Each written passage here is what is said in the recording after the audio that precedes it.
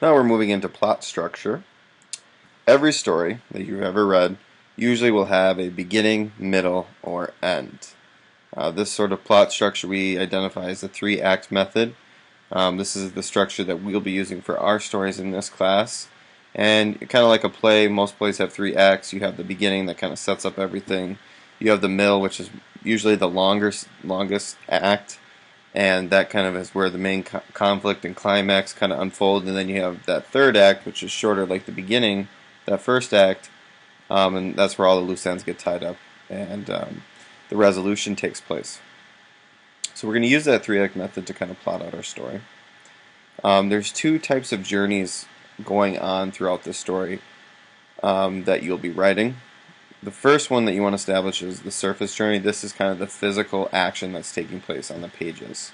You want to have some sort of journey or taking place, having your lead going on that journey. Physical journeys are, for example, maybe the lead has just kind of encountered or entered into a new relationship. Perhaps the lead has recently gained some money, the material gain. Maybe the lead has just sparked up a new friendship. Maybe something has recently happened with their physical appearance, or they've lost a bunch of weight. Maybe they've recently become very ill. Maybe they started another aspect would be the stature. That would be kind of a status change in their lives. So maybe they got a promotion, maybe they got a demotion, something like that effect. And then lastly would be that family aspect, sort of thinking about how or the action that they interact with their family. And so the surface journey is going to be that physical action that's taking place on the page. The inner journey will be sort of that self-realization that the character is encountering. Your lead should not be a very flat, static character. You should make them a dynamic character that has a very specific viewpoint of the world at the beginning of the story, and somehow that's challenged or changed throughout the story. It doesn't necessarily have to be resolved at the end, but that process needs to kind of be sparked, and that character needs to be encountering some sort of change on an exterior level. Here's some different plot structure maps that you've probably seen before. Very straightforward. See the beginning, the middle, the end. Beginnings where you introduce everything. The middle is where that climax and your kind of crisis unfolds, and then the end is where the resolution takes place. Your first assignment is going to be making a list of every scene that takes place in your short story. Hopefully you've already started to think about how you want to design or what you want to write about in your short story. And the easiest way to do this is first picking out your lead, so coming up with that main character, that protagonist you want to use, and then establishing your objective so you understand what they want, what is it that they want in the story. Then think about in terms of how you're going to end it. So how are they going to obtain that objective by the end of the story? So essentially you've mapped out the very beginning, you've introduced your character and what they want, so you kind of have that conflict started. And then you'll have the ending or the objective, the resolution taking place. Now you want to start to map out all the events that are going to take place in between that. You can do this in multiple different ways. You want to just make a list. You can make some sort of web. You could do sort of a picture, or you could draw a map. Any way that works for you, you just want to start figuring out those physical actions that are going to take place in your story. Then we're going to explore the interior development. That's something we'll do in class, and I'll walk you through that when we get there. So let's talk about the beginning. Short stories begin where everything but the action has already taken place. Only the action remains. I think this is great advice by Frank O'Connor, a very famous writer. With short stories, we don't have a lot of time and space to waste. You want to start your story right off with the action, right off with the conflict. Think about a short story. It's only 5 to 10 pages long. There's not a lot of room for long, descriptive analysis of setting and the character. I want to go right through the action. Exposition is action. Action is exposition. So you see right away the beginning of the story, the introduction, the exposition portion should be action. I mean, how many movies have you seen that really start off with a bang? with some pyrotechnics or some explosion or some car chase. Those type of movies really draw you in, um, and that should be said about short stories. Because there's not a lot of time to waste, we have to jump right in. And it's always show, don't tell, don't describe what's going on, show what's going on, show your character in action. We can learn a lot about our lead by seeing them in action. So let's talk about the beginning, is that exposition. It's kind of where everything is set up and it introduces the conflict. Some more advice here. If you start off with a bang, you will not end with a whimper. This is from T.S. Eliot, another famous writer. Basically saying if you start off with that, with a lot of action, a lot of excitement, your story will not end boring or quiet. So the first thing you need to do, is introduce your principal characters, especially your protagonist or lead, and also set the stage. You want to establish your setting. In short stories, I don't recommend moving settings too much because you have to waste time then and space describing those new settings. A lot of action can take place in one setting.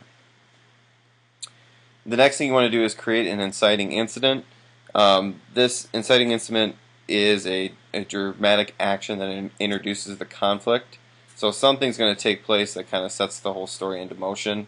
It's whatever knocks over that first domino, so to speak. So it's something that the lead encounters that sets them off in their journey. Just take a look. None of them knew the color of the sky. This is the first line from Stephen Crane's The Open Boat. Very interesting way of starting your story.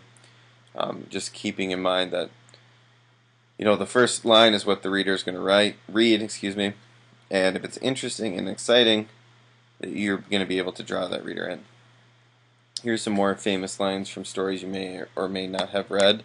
I'm just going to click through these, and you can go back and pause the video and read them if you'd like. So now we're going to talk about story opening strategies. Story opening strategies are ways to start your story off. One of the toughest things in the writing process is just getting started. And these are different exercises that you can use to really start immediately with action. The first one is the routine disruption. Routine disruption is described as something disrupts the order of the lead's life. The lead must restore that order. Your conflict is immediately created. So you want to do you want to set up these story opening strategies in the first 2 or 3 lines of your story.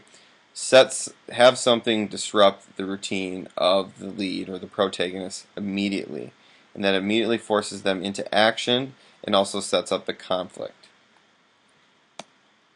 Here are some common disruptors that you could use: a phone call in the middle of the night, a child being taken to the hospital, winning the lottery, witnessing an accident. These are just different examples you can use for some routine disruptions. See how all these things kind of set that lead right into action immediately. Another story opening strategy is called the chance encounter. Something or someone has re-entered the life of the lead. So you're kind of you're digging up the past of that lead character. You're having that old boyfriend or old girlfriend from college re-enter their life one day, 10 years later. So they'll never lead. So basically the premise is the lead never sees someone anymore, and that someone finally reappears. Immediately you have a backstory created, you have somewhat of a mystery or interest for the reader, and the conflict is set into motion right in the first few lines. Next one is a mysterious stranger. It's exactly what it is. A mysterious stranger enters the life of the lead. So you have a character entering the life of the lead immediately in those first 3 lines that challenges them or causes them to go into action. Next one is the shattering statement. Lead has never heard a particular view or truth before. The lead hears it and is forced to address it. So this is sort of one of those statements that can completely shakes up somebody. For example, your lead may learn something about a relative that they never knew before, and their whole idea of that relative and what type of person they are has completely changed. And so then your story is that lead or that protagonist trying to figure out and come to terms with all of that. That's an example of the shattering statement. And then lastly, it's the road story. This is classic. It's exactly what you think about what it may be. You put your character on a road, and then you set them out into a journey. So what you do is you establish point A, and you establish point B, so where the character is going to end. And by forcing them to set out on a path or set out on a road, immediately you're starting action and you're starting the story off. Your assignment is to use all 5 of these story opening strategies. So you want to write the opening lines to 5 different stories using routine disruption, chance encounter, mysterious stranger, shattering statement, and then the road story. If you want to use the same type of story, that's fine. The purpose of this exercise is to get you to just practice all of these and see if any of these can be used in your own story.